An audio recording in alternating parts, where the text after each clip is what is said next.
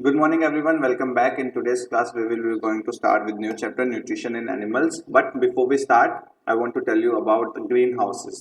Green house के बारे में मैं आपको बताना चाहता हूँ. देखिए, मैं आपको पहले पिक्चर शो करता हूँ ग्रीन हाउस की. उसके बाद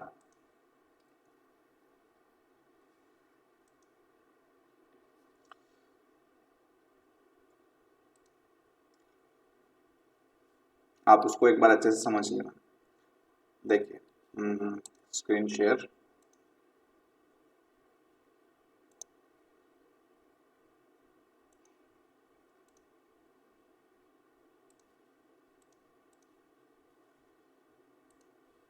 देखिए, ये आप देख पा रहे हैं. यस देखिए, यस ये ये एक हाउस शेप का बना हुआ है. ठीक है. और इसके अंदर हम क्या उगाते हैं? वेजिटेबल्स उगाते हैं. यहाँ पे देखिए, यहाँ पे फार्मर्स क्या उगाते हैं? वेजिटेबल्स उगाते हैं. क्या होता है, ये ग्रीन हाउसेस में जो सनलाइट आती है वो आकर ट्रैप हो जाती है. मतलब कि सनलाइट से निकलने वाली हीट जो है वो एक तरीके से ट्रैप हो जाती है और इसके अंदर का जो टेम्परेचर वो वार्म रहता है, वो गर्म रहता है.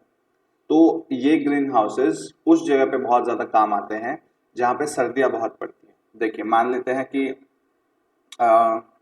मैं आपको एग्जांपल बताता हूँ कि हिमाचल प्रदेश वगैरह में और नॉर्थ नॉर्थ इंडिया में जहाँ पे ठंड बहुत ज़्यादा पड़ती है, बहुत ही ज़्यादा ठंड पड़ती है, वहाँ पे सर्दियों में क्या होता है, उनकी फसलें खराब हो जाती हैं. तो कुछ स्पेसिफिक फसलों को उगाने के लिए या फसलों को बचाने के लिए ग्रीन हाउसेस का यूज़ किया जाता है. मान लेते हैं कि आपको सर्दियाँ हैं और सर्दियों में आपके पास टमाटर नहीं है, तो आप क्या करोगे? टमाटर को इस ग्रीन हाउस गैस के अंदर लगाओगे और इस ग्रीन हाउस गैस के अंदर उसको लगा के आप ग्रो करोगे. तो इससे क्या होता है कि ये बेसिकली आपके जो बाहर का टेम्परेचर है उस ग्रीन हाउस बेसिकली एक हाउस टाइप में होता है जिसका टेम्परेचर गर्म रहता है, जिसका टेम्परेचर ज़्यादा रहता है बाहर के मुकाबले. बाहर का टेम्परेचर उस अंदर के टेम्परेचर के मुकाबले मतलब बहुत अंतर होगा और अंदर जो है वार्म होगा. अब वार्म होगा तो अंदर हम फसलों को अच्छे से उगा भी पाएंगे. बाहर जो है, बाहर पे क्या होगा? एक्सट्रीम इफेक्ट होगा वेदर का. वो वेदर का एक्सट्रीम इफेक्ट देखने को नहीं मिलेगा.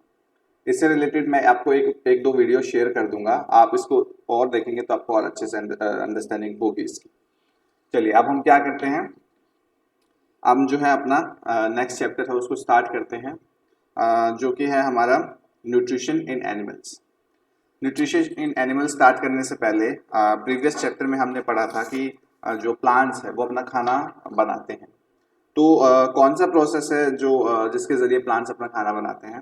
अभिनव, आनंद, बताइए. Yes sir. कौन सी प्रोसेस के जरिए प्लांट्स अपना खाना बनाते हैं? सर फोटोसिंथेसिस के द्वारा.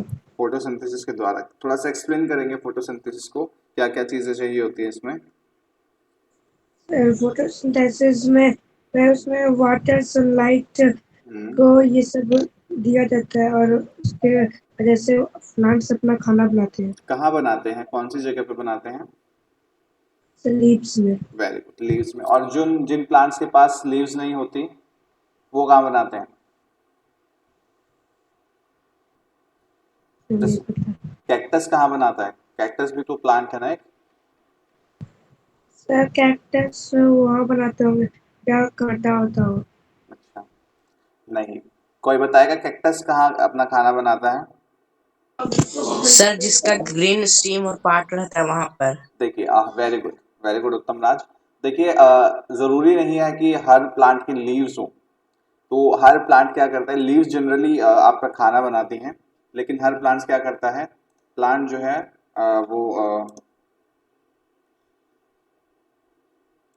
प्लांट जो है वो क्या करता है, लीव्स में खाना बनाता है, लेकिन लीव्स हर जगह जरूरी नहीं है कि लीव्स प्रेजेंट है. तो प्लांट्स के वो हिस्से जो ग्रीन है, जैसे कि उसका स्टेम हो सकता है और उसकी ब्रांचेस हो सकती हैं, वो भी उनका खाना बनाती हैं. तो कैक्टस के अंदर जो उसका स्टेम होता है वही उसका खाना बनाता है. ठीक है, ठीक है अभिनव. Yes sir. अब एनिमल्स, हम भी एक तरीके के एनिमल है. हमें अपना खाना कहाँ से मिलता है, हमें सब्जियां कहाँ से मिलती है? सर प्लांट से. Very good. प्लांट से हमें अपनी सब्जियां प्लांट से मिलती हैं. हम डायरेक्टली और इनडायरेक्टली प्लांट्स के ऊपर डिपेंडेंट है अपनी न्यूट्रिशनल नीड के लिए. हम दूसरे एनिमल्स के ऊपर डिपेंडेंट है अपनी न्यूट्रिशनल नीड के लिए, है ना। हम अगर हमारा वेजिटेरियन खाने का मन है तो हम प्लांट्स के ऊपर डिपेंडेंट है, अगर हमारा नॉन वेजिटेरियन खाने का मन है तो हम किसके ऊपर डिपेंडेंट है, एनिमल्स के ऊपर डिपेंडेंट है। लेकिन हम डायरेक्टली और इनडायरेक्टली किसके ऊपर डिपेंडेंट है, हम प्लांट्स के ऊपर डिपेंडेंट है, क्योंकि जिन एनिमल्स को हम अपने खाने का पार्ट बनाएंगे वो एनिमल्स किसके ऊपर डिपेंडेंट होंगे, प्लांट्स के ऊपर डिपेंडेंट होंगे। तो डायरेक्टली और इनडायरेक्टली हम किसके ऊपर डिपेंडेंट है अपने न्यूट्रिशन के लिए, हम प्लांट के ऊपर डिपेंडेंट है। हमने बात की थी जो एनिमल्स सिर्फ प्लांट्स खाते हैं, प्लांट्स, उनको क्या बोला जाता है, ज्योति कुमारी बताइए। जिन जिन जो एनिमल सिर्फ प्लांट्स खाते हैं उनको कौन सा टाइप होता है उनके एनिमल्स का, क्या बोलते हैं हम उनको? सर फिर से एक बार बोलिए। जो एनिमल सिर्फ प्लांट्स खाते हैं हम उनको क्या बोलते हैं, कौन सा टाइप होता है उनका? हार्बीवोर। Very good. कौन बोला बीच में? सूर्य कुमार, आप थोड़ा सा देर से ज्वाइन किए हैं तो अभी आप सुनिए ध्यान से। चलिए सूर्य कुमार आप बताइए। वेरी गुड ज्योति, हर्बीवोरस। उसके बाद आप बताइए जो एनिमल और प्लांट्स दोनों खाते हैं उनको क्या बोला जाता है? Omnivorous. Omnivorous. Very good, omnivorous. Surya Kumar आपके साथ और कोई भी बैठा है क्या? No sir. ठीक है, चलिए रिशु आप बताइए, ऐसे एनिमल्स जो सिर्फ दूसरे एनिमल्स को कंज्यूम करते हैं उसको क्या बोलते हैं? Rishu Kumari. Sir carnivorous. Very good, carnivorous. बहुत बढ़िया, बहुत इंटेलिजेंट बच्चे हैं मेरी क्लास के। चलिए एनिमल न्यूट्रिशन जो है उसके बारे में हम बात करते हैं।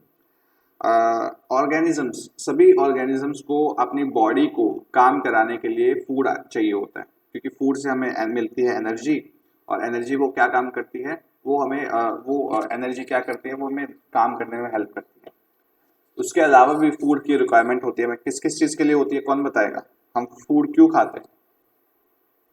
चलिए सर अपने शरीर को स्वच्छ रखने के लिए, वेरी गुड, ग्रोथ मिलने के लिए, ग्रोथ के लिए, ग्रोथ के लिए, बहुत बढ़िया, एनर्जी, एनर्जी के लिए, न्यूट्रिशन के लिए, न्यूट्रिशन के तो लिए, प्रोटीन के लिए, प्रोटीन, फैट होने के लिए, विटामिन चाहिए, कार्बोहाइड्रेट, वेरी गुड, का विकास करने के ये लिए। सभी चाहिए, लेकिन ये सभी क्यों चाहिए?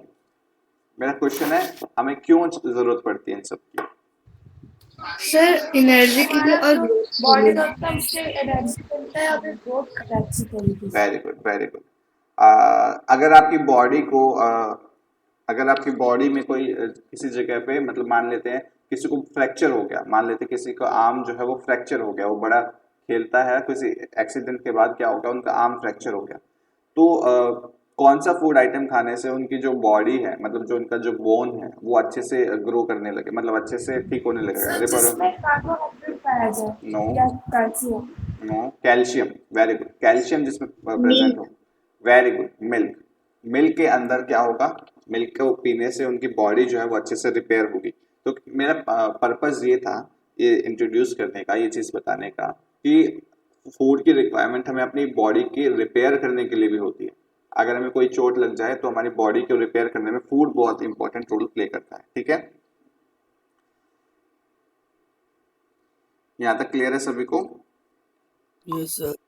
Yes sir. एनिमल न्यूट्रिशन का मतलब है न्यूट्रिशन की रिक्वायरमेंट, मोड ऑफ इनटेक, मतलब हम किस तरीके से उसको ले रहे हैं और कैसे उसको अपनी बॉडी में यूटिलाइज कर रहे हैं। तो एनिमल न्यूट्रिशन एक पॉइंट है, इसको नोट डाउन कर लीजिए, इस पॉइंट को नोट डाउन कर लीजिए सभी, कि एनिमल न्यूट्रिशन का मतलब है न्यूट्रिशन की रिक्वायरमेंट। एक सेकेंड मैं आपको लिख के दिखा देता हूँ, लिख देता हूँ आपकी स्क्रीन पर ताकि आप उसको देख पाए। Just give me 1 second.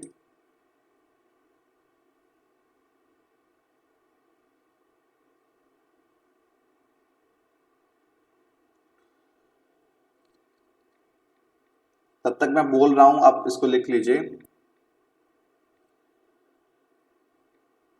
Animal nutrition includes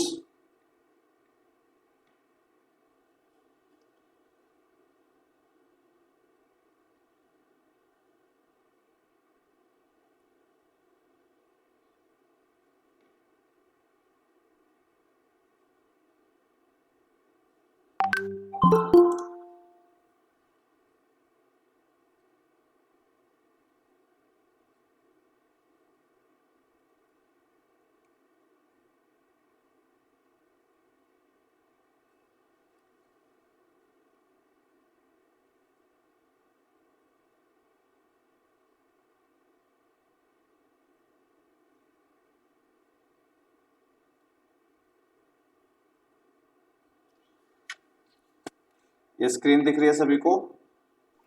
yes yes sir. Yes sir. चलिए मैं आपको एक पॉइंट लिख रहा हूँ, इस पॉइंट को अच्छे से मेंशन कर लीजिए, लिख लीजिए आप सभी।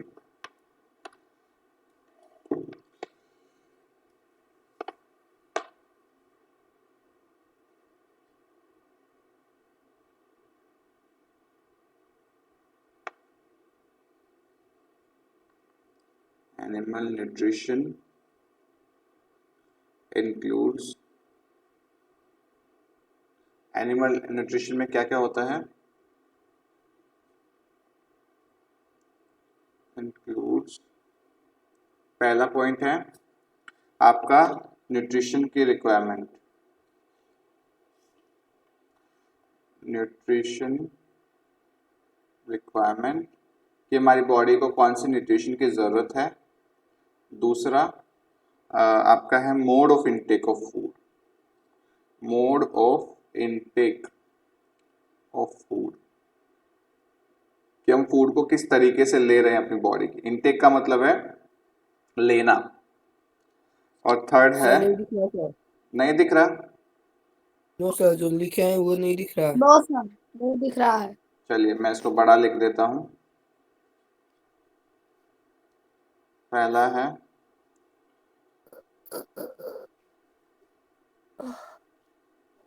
अब ये दिख रहा है? Yes sir.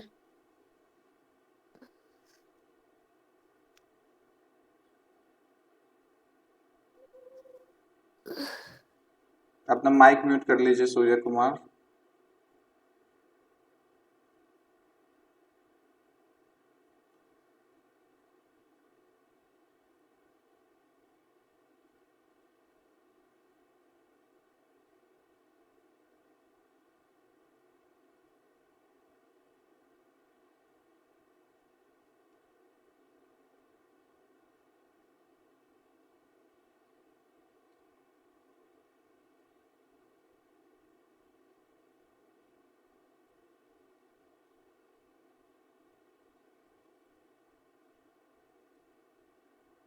सर डब्ल्यू है कि यू है? कहाँ पे? ये थर्ड में। Utilization, you. सर और सेकेंड में मोड या of more? Mode of intake, MODE।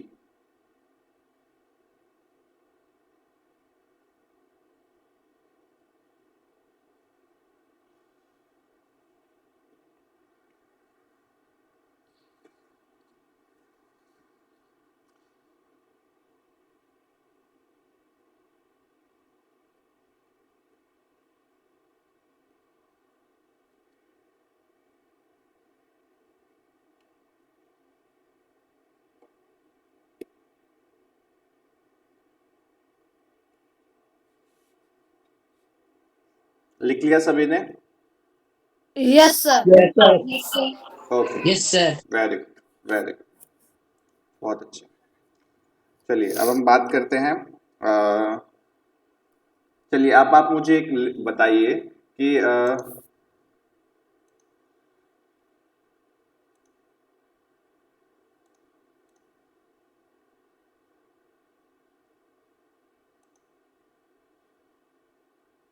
अब आप मुझे ये बताइए कि जो आपके डिफरेंट फूड आइटम्स थे, उन फूड आइटम से आपको कौन कौन से कंपोनेंट्स खाने को मिलते थे, कंपोनेंट्स आपको मिलते थे डिफरेंट फूड आइटम्स से।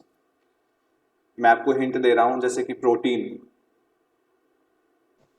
Sir protein, calcium, vitamins, very good.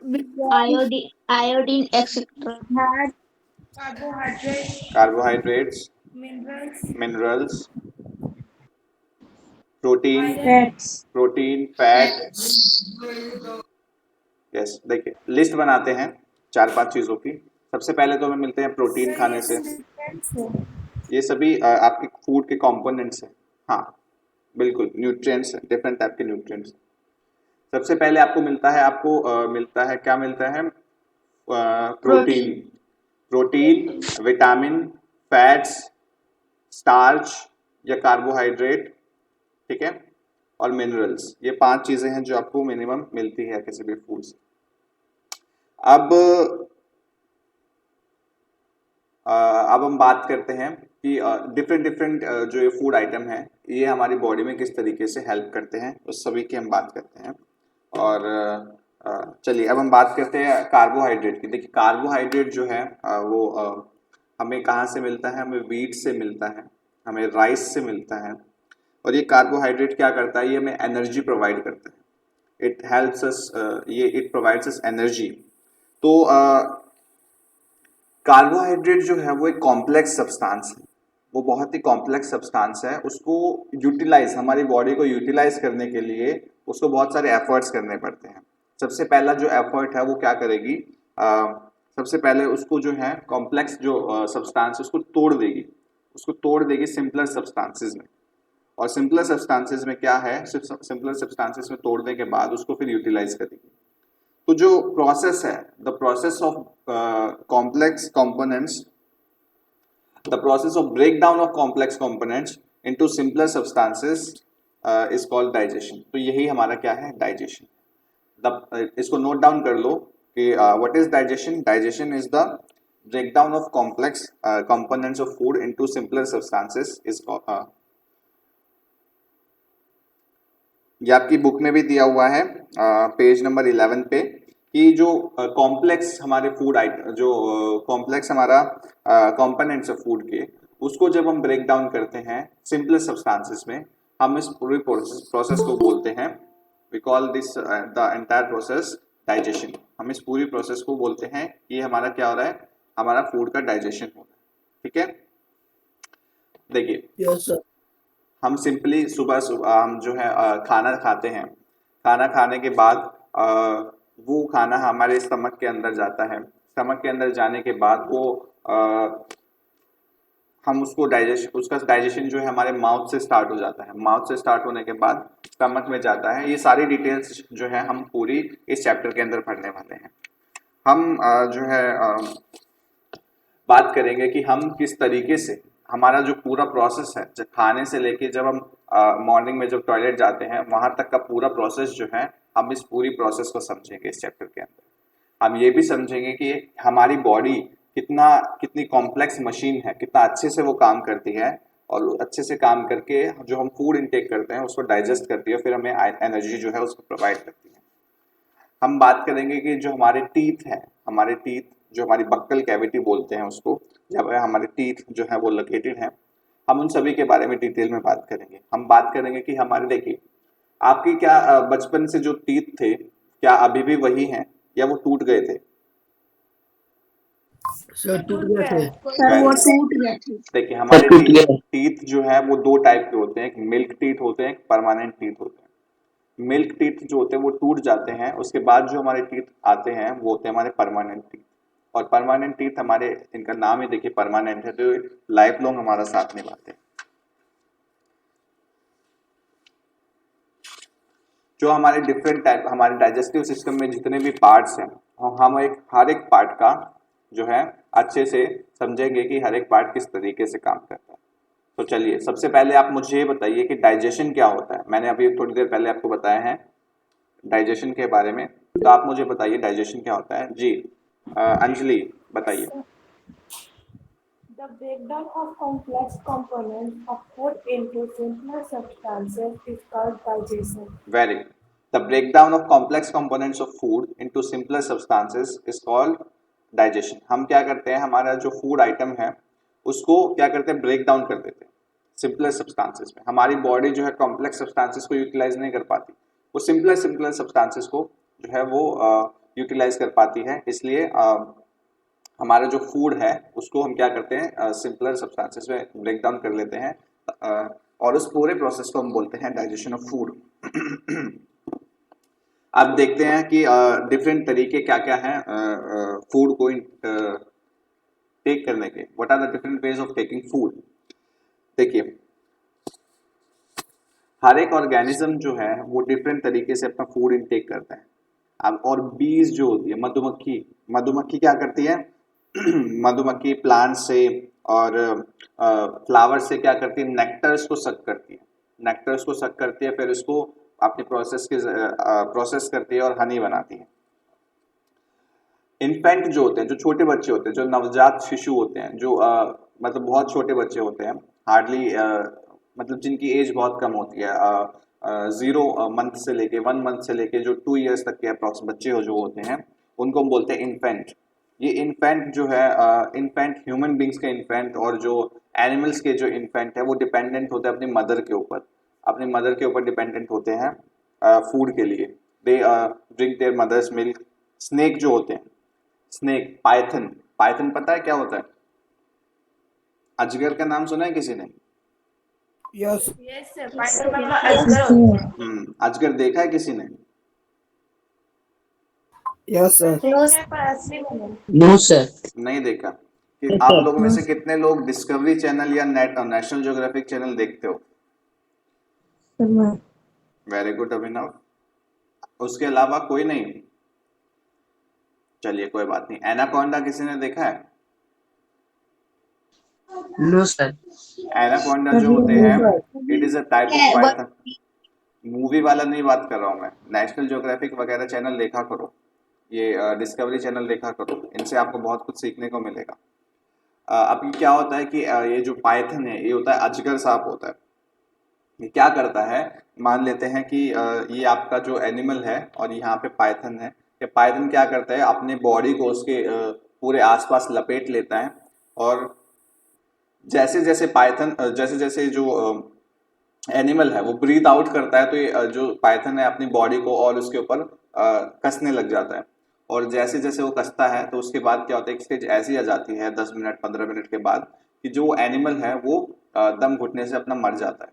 तो जब वो एनिमल मर जाता है तो उसके बाद पाइथन उसको खाता है। उसको क्या करता है, स्वेलो करता है। स्वेलो करता है मतलब निगल लेता है। जैसे दवाइयाँ, आप दवाइयों का टेस्ट तो अच्छा नहीं होता ना, दवाई क्या करते हो आप सीधा निकल जाते हो, उसको टेस्ट नहीं लेते हैं, सीधा पानी के साथ उसको निगल जाते हैं। तो ऐसे ही स्नेक क्या करता है, पाइथन, पाइथन क्या करता है, उसको स्वेलो करता है, दूसरे टाइप के जो एनिमल है उसको मार के उसको स्वेलो करता है। जो दूसरे टाइप के स्नेक है जैसे कोबरा है या ब्लैक वाइपर है या रेटल स्नेक है, वो क्या होते हैं, वो जहरीले स्नेक होते हैं। वो डंक मारते हैं, वो क्या करते हैं, अपने दांत गड़ाते हैं, जहर इंजेक्ट करते हैं दूसरे एनिमल के अंदर, जब वो मर जाता है फिर उसको कंज्यूम करते हैं, फिर उसको स्वेलो करते हैं। जो छोटी छोटी फिश होती हैं वो क्या करती हैं, वो जो फूड पार्टिकल्स पानी के अंदर फ्लोट करते रहते हैं उसी को वो कंज्यूम कर लेती हैं। तो आप देखिए डिफरेंट टाइप के एनिमल्स जो हैं, डिफरेंट टाइप के जो एनिमल्स हैं वो डिफरेंट तरीके से अपने फूड को इनटेक करते हैं। तो चलिए मैं आपको एक काम दे रहा हूँ, छोटा सा काम दे रहा हूँ। इसमें आपको क्या करना है, आपको एक लिस्ट बनानी है, आपको एक लिस्ट बनानी है। इस लिस्ट में आपको डिफरेंट टाइप के मोड्स आइडेंटिफाई करने हैं कि डिफरेंट टाइप के एनिमल्स कौन सा तरीके से जो है अपना जो फूड है उसको इनटेक करते हैं और कौन सा फूड वो इनटेक करते हैं। जैसे कि हम बात करते हैं मॉस्किटो की। मॉस्किटो कैसे खाना खाता है, मॉस्किटो क्या खाना खाता है पता है किसी को? सर खून पीता है। Yes, very good, very good. तो वो कौन सा फूड खाता है, kind of food, what kind of food does it eat? It eats blood, blood and कैसे करता है वो, ब्लड को सक करता है बॉडी में, अपना जो नोजल होता है उसका जो नोजल होता है नोज में उसको अटैच कर देता है, फिर उससे ब्लड जो है उसको सक करता है। ठीक है चलिए ये टास्क मैं आपको दे रहा हूँ, ये आपको कंप्लीट करना है। चलिए अब आगे बात करते हैं कि एक देखिए स्टारफिश, कितने लोगों ने स्टारफिश देखी है? Very good, very good. आपने वो कार्टून आता था पहले, बहुत पहले आता था, अभी मुझे पता नहीं आता है या नहीं आता है, स्पंज बॉब देखा है किसी ने? स्पंज बॉब कार्टून देखा है किसी ने? नहीं देखा, चलिए नो सर। कोई बात नहीं। स्टारफिश जो है मैं आपको आपकी बुक दिखाता हूँ, उसमें दिया भी हुआ है।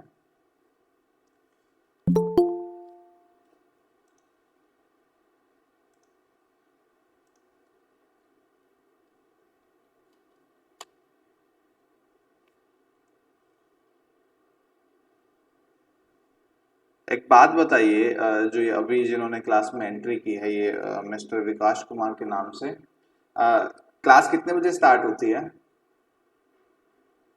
ये विकास कुमार से जो इन्होंने एंट्री की है, आप मुझे बताएंगे क्लास कितने बजे स्टार्ट होती है?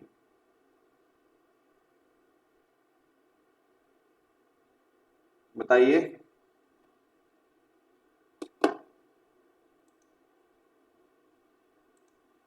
अभिषेक है। अभिषेक बताइए क्लास कितने बजे स्टार्ट होती है?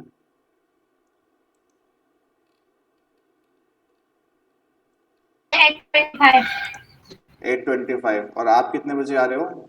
8:56। अभी तो हमारी क्लास ओवर करने का टाइम हो रहा है और अब आप आ रहे हो, क्या सीखोगे ऐसे?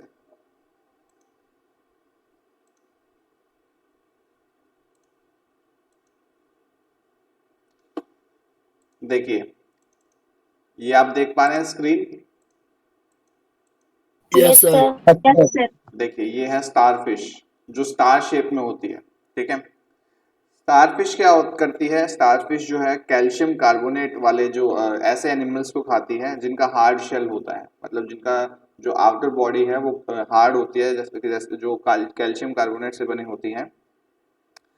After opening the shell the starfish shell को खोलने के बाद स्टारफिश क्या करती है?